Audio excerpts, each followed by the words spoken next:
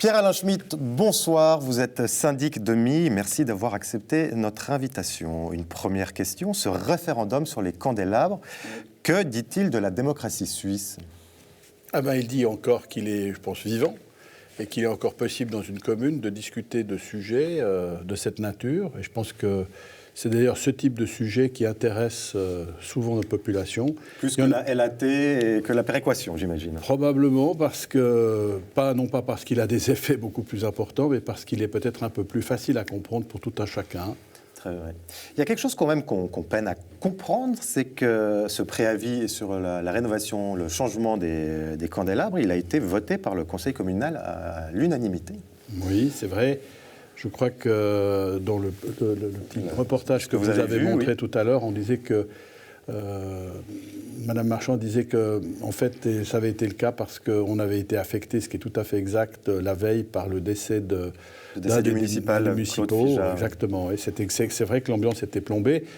Par contre, je crois que ce n'est pas toute l'explication. Je rappelle qu'un préavis, il est présenté à des commissions, et puis que les deux commissions, ou respectivement les trois commissions qui avaient dû se prononcer là-dessus avaient préavisé favorablement. Maintenant, pour moi, c'était peut-être l'occasion de dire que notre municipalité, quand elle a appuyé le préavis qui était présenté par le municipal en charge de ce dicaster, avait en tête finalement trois préoccupations. D'abord, l'obligation de l'élimination du mercure. Moi, j'aimerais dire que ces candélabres ne portaient pas sur l'ensemble de notre commune, mais sur certains quartiers seulement. Oui.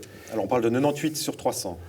On parle de 98 sur 300 et 90%, parce qu'on est dans terre vaudoise, des lampes à vapeur de mercure étaient polluantes et donc elles devaient être changées. Donc ça, c'était une obligation. Ensuite, notre réflexion a été de dire, et elle est toujours là du reste, que si on changeait la chose, on voulait faire quelque chose qui arrivait à une économie d'énergie, ainsi qu'à une réduction d'une pollution, notamment lumineuse. Donc vous avez opté pour des solutions modernes. Alors, en fait, la réflexion était de dire qu'est-ce qu'il faut mettre en place comme système technique. Alors là, évidemment, ce n'est pas toute la municipalité qui s'est penchée sur cette problématique, mais Monsieur Claude Hilfiker, qui est notre municipal, qui venait de remplacer Monsieur Villeberger, qui s'était aussi occupé de ce dossier pendant quelques années avant de partir, était arrivé à la conclusion, finalement, qu'il fallait mettre en place des LED avec une certaine caractéristique technique. Alors, je ne sais pas si vous voulez, j'ai quelques explications techniques. On ne pourra pas, on n'a pas assez de temps. Mais il y avait des caractéristiques techniques qui faisaient que, finalement, on nous expliquait que pour éviter justement cette pollution lumineuse et respectivement cette économie d'énergie, eh bien... Écoutez, moi je vous propose que vous veniez dans quelques semaines en débattre avec Georgette Marchand en face. On aurait 20 minutes et puis on pourrait tout expliquer. Ce serait... Alors écoutez, s'il faudra le faire, peut-être il faudra aussi inviter mon municipal qui s'est occupé de ça. Écoutez, on regardera ça tout à l'heure. Ça sera avec plaisir. Reste que le 12 février, à Milles, on va voter pour ou contre ces nouveaux candélabres. Oui. Vous vous attendez à une forte mobilisation Moi, disons, ce que j'aurais souhaité, simplement, c'est de dire j'ai aucun problème qu'on change l'esthétique des candélabres. Ce n'est pas tout à fait juste de dire qu'il n'y a qu'un seul modèle qui a été présenté. Il y en a 2 ou 3 qui avaient été présentés aux commissions, mais c'est vrai qu'on a présenté un modèle pour des raisons techniques qui nous étaient expliquées à l'époque, par rapport au flux et autres. On nous disait que plutôt que de prendre une fausse lanterne, on préférait avoir quelque chose de moderne qui correspondait d'ailleurs à ce qui avait été placé à Chavannes-des-Bois dans une couleur différente. Maintenant, vous savez, en la matière, il y aura autant de décisions qu'il y aura de goûts. Donc, alors effectivement, la subjectivité de chacun, les goûts et les couleurs. Ce qui est toujours étonnant dans ces dossiers, c'est qu'effectivement, la population élit un conseil. Ce conseil prend des décisions, et à l'unanimité en l'occurrence, et puis derrière, ce conseil est désavoué par une initiative de citoyens, qu'il faut respecter. Mais c'est pas grave du tout. Non, pour moi, ce qui me paraîtrait dommage ou dommageable, c'est qu'on ne puisse pas, d'abord, supprimer la pollution auquel on est tenu. Deuxièmement,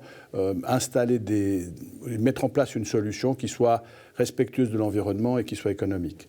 Après cela, si on préfère telle forme de lampadaire plutôt qu'un autre, finalement, on trouvera bien un consensus. Pierre-Alain Schmitt, vous êtes sur ce plateau. Une dernière question. La pétition contre la fermeture de la Poste, beaucoup de signatures. On vous a déjà posé la question par le passé. Que peut faire une autorité communale ? Peut-être expliquer déjà ce que j'ai fait. Donc quand on a reçu la mauvaise nouvelle de la fermeture de la Poste c'était au mois de mai, on s'est un petit peu évidemment interrogé sur la question de savoir si c'était possible, pas possible, est-ce qu'on avait des chances de recours ou pas recours.